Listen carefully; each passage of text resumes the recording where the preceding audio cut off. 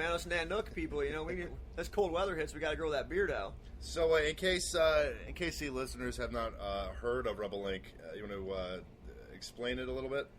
Well, we're a mix of like metal, punk, hip hop, funk. We don't really have like a set style or a set genre. We're very politically and socially oriented in regards to society that we live in now, and of course the politics that kind of run the society.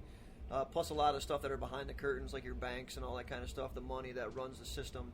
But when you kind of mix all that, you pretty much have like an anti-authority, anti-government, anti-political sound, with this kind of raw, hard-edge, passion, emotion behind it. Comedian and That Metal Show host Jim Florentine rated you guys one of the best bands of 2013. It was he actually named our new album Soundtrack to the Revolution the #1 metal album of 2012. And he released a list of like the top 10, and to even be on it at all is an honor. We're an independent band. We do everything on our own.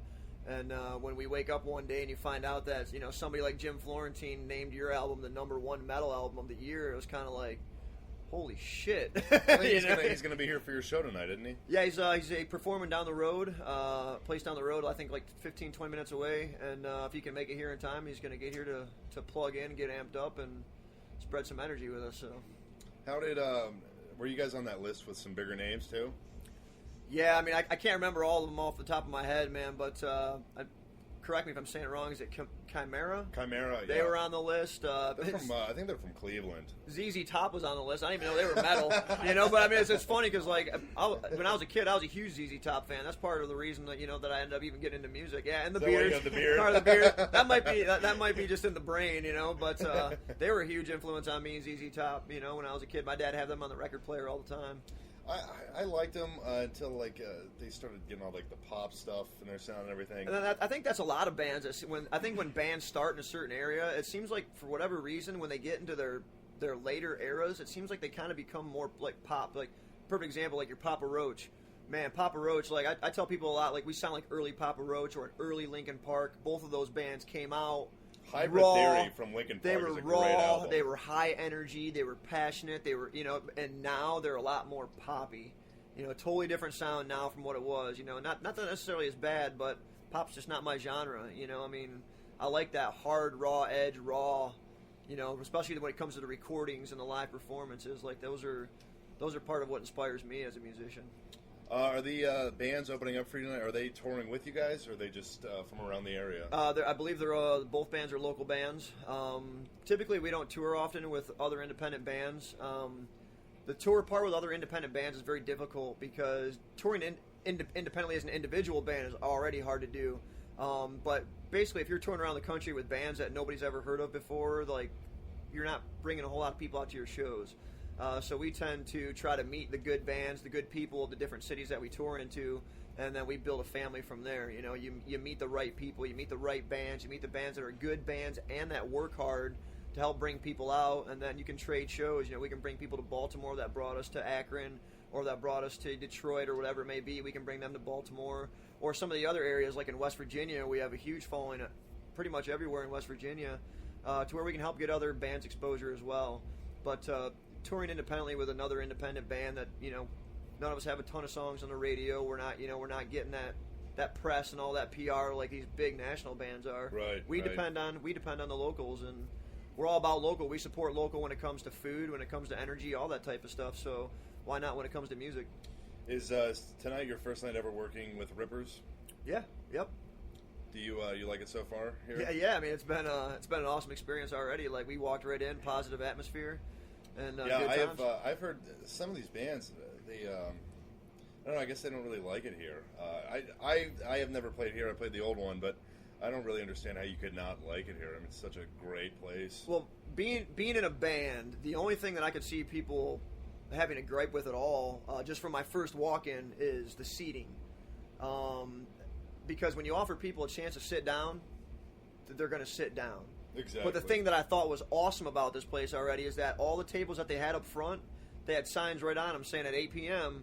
we're taking these tables out of here to create standing room, so we, people that want to come up to the front of the stage for the crowd can do so. So That's definitely cool. But anytime you can offer seating, like we're a high energy band, like you don't want people sitting down. Right. You know, exactly. and the problem is you may have people that don't really want to sit down, but once you offer them a chair, they're gonna have a seat. Are you familiar with any of the openers tonight, or not at all? Not at all. Yep, not at all. I have my friend Will here next to me. Will, I think one of the openers, a Stalemate. I think they are from Ellet, which is where you are from. Yeah, I've heard of them. You are? Do you know them at all? Or? Not personally. But Yeah, yeah, I know you know a lot of. Well, you're a musician yourself, and I know you know a lot of people. So absolutely. Is that the two-piece band? I believe so. Is it? I have no idea. Frankie, the front of house guy, was telling me he's like this. I think this is the band that's probably on right now. The two-piece is just a young drummer and a young guitar player. They don't have no vocals or bass. They just shred a stage and. Sounds like Silver Skull. Have you guys ever heard of Sean? You've heard of them? Yes, I have. There's a band. I don't know. I think they're from Kent or something. And the drummer's like 13, and the singer's like 18. And they're like this like two-piece like death metal band. That's crazy. It's really. Will, you know who they are? No. Alex, Silver Skull. No, but I do know of one two-piece metal band. I forget what they call it. I think it's. They played at the Vortex. Oh, of course. Any two-piece band is incredible. Oh yeah, I've seen. There's a band out. It's called like the X Potentials or something like that. I know I've seen them on the East Coast. I'm not sure where they're from. Two-piece band, guitar player, drummer, and they are fucking awesome. It's Denegation. Denegation? No, they're not two-piece. They're two-piece. No, they're not. Last time, Dude, I played with them. so did I. Yeah, they're not two-piece. They were two-piece. Is that the band that says like "fuck" all the time, and they wear those like shirts with blood all over them? No. Denegation? Yes, it is. All right, whatever. Anyways, what's up, Sean? I don't see the whole like concept of having a two-piece band. Like, what's entertaining about having a drummer and a guitar? It's not that it's so much entertaining, Without but I mean, vocals though, like it's just. well, how Well, often there do are two-piece bands like the X Potentials that I was talking about. The guy that plays guitar does also sing. So as long as you can fill in sonically, you have a deep enough sound with the drum. Once a drum kit's mic'd up, drum kit can sound huge, and then obviously you add the guitar to it. Like you can get away, especially when you're playing a certain kind of rock and roll. Yeah. You can get away with no bass.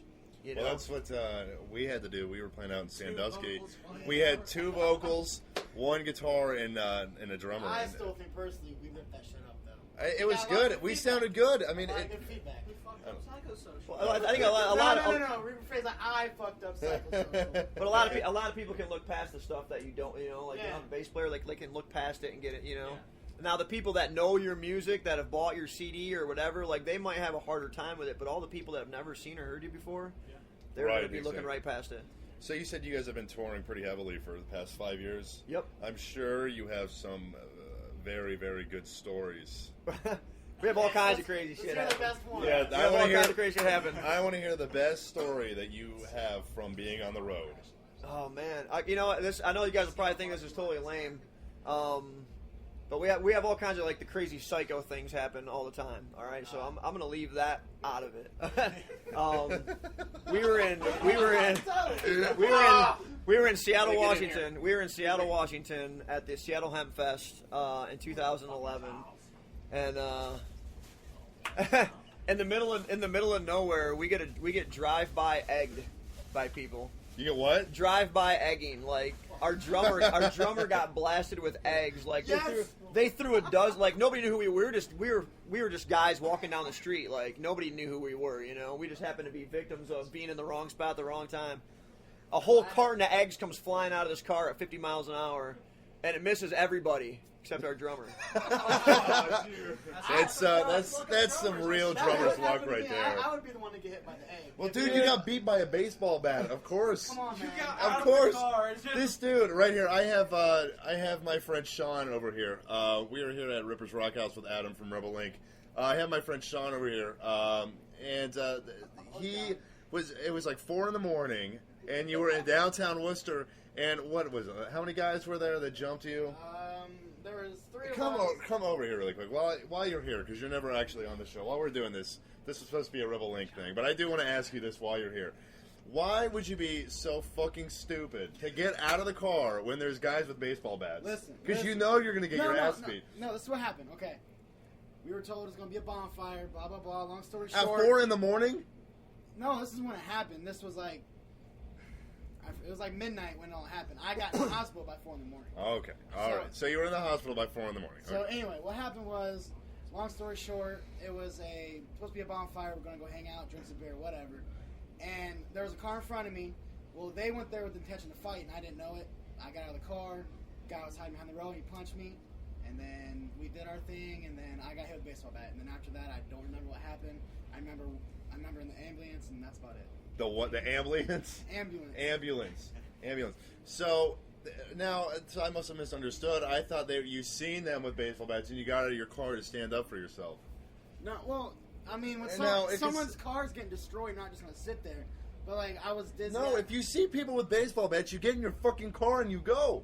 I lost my keys. I couldn't find my keys. Oh, okay. All right. So you lost your keys. Yeah, I lost my keys. I'm sure. Shut that door. Shut that door. I didn't want to make this. You lost your about me, keys. so First, it's I don't even know what to believe, Sean. I wanted to make it long or Do you short. see? and He keeps sweet. adding to the story. He keeps adding to the I story. got my ass kicked. Simple as that. There's nothing else I need to add. I You mean, got your ass kicked. I got my ass kicked. Did you Only time ever. Did you fully recover from that? My hand's still hurting a little bit. That's about it. Oh my They had to god. take a fucking tooth out of my hand. That shit hurts. You ever had a tooth taken out of your hand? No. That shit hurts. Man, you ever had a hand taken out of your That's the tooth? scar. I, That shit hurts. Adam, have you guys ever had any violent situations on the road? to an extent, yeah. I wouldn't say necessarily violent where we were worried about our lives, but to an extent, yeah. We did a military base tour back in 2008 to 5 of the most heavily deployed military bases. And when you're, kind of anti-war, anti-politic, and you're going into these places, like you're going into a belly of the beast to say shit that you don't think they're going to want to hear. But the reality of it is a lot of these people that are serving our country are awake to the bullshit that goes on behind the scenes. They're aware that they're getting used like pawns as tools, basically for somebody else's agenda. But you don't know that because most people don't talk to active duty or veteran military. But they're pretty much every time we ran into at the very beginning, like we were met with, police force, fire department force, like people saying they were going to shut the show down. We were blacklisted by the Marines, blacklisted by different branches of the U.S. military as far as if somebody that was serving showed up to the show, like there'd be repercussions. There was a couple scary times where you just didn't know how troops were going to take it. That had to help with exposure, though, a little bit. I mean, Big time. It was the first mosh pit for Rebel Inc. And it was. I mean, we played our first show in April of 2008. Was our first live performance, and in June we were picked up to go on tour in August of 2008. So I mean, we were noticed by somebody. They picked up the message. They were listening to the music, and they said we want to put you guys in front of that, and in front of the active duty, in front of veterans, and it was an overwhelmingly positive response. And first show we played on the tour, mosh pit instantaneously. Wow. Sean is motioning to me. He has a question for you, Adam. What's up, Sean? Okay, you said you guys have been to 22 different states. Yep. I'm sure you hear this question a lot. What exactly does the band name mean, Rebel Inc.? Rebel Inc. is it's kind of a tongue-in-cheek paradox of people don't realize that anything can be sold to anybody. Disinformation, whatever it may be, can be sold to other people easily because all they have to do is trick you inside of your mind and everything else will start to follow. So basically, like, the name Rebel Inc. came from, people are just like, that doesn't even make sense, like the incorporation of a rebel, and it's like, you're supposed to be against that shit. It's like, well, we are against that shit, but what people don't understand is that someone can create what seems to be a revolution and sell it to the masses as it is a revolution. However, it's a negative revolution, and people are falling in line. Basically, people will line up to put the chains on their ankles, put the chains on their wrists, because they're being told that this is a positive liberty, freedom revolution, when in all actuality, it's not. So the mouth is saying one thing, this hand is doing one thing, and this other hand is doing the other thing, and people don't pick up on it, So we just kind of brought that into light. And there's people that understand it, and there's people that don't understand it, But what we're bringing is music with a message to people that need to be awakened, that need to see, you don't need an authority to run you, and not only to run you, but to run anybody else. It's you don't need your government, you don't need all this other crap that people tell you that they fucking need. You just need to know how to live. You need to know how to get your own energy, your own food, farm your own food, all that stuff. Depend on your community, depend on your neighbor, help each other out. And before you know it, you've got thriving communities rather than destroyed ghettos. Right, exactly, like here in Akron. I even- I'm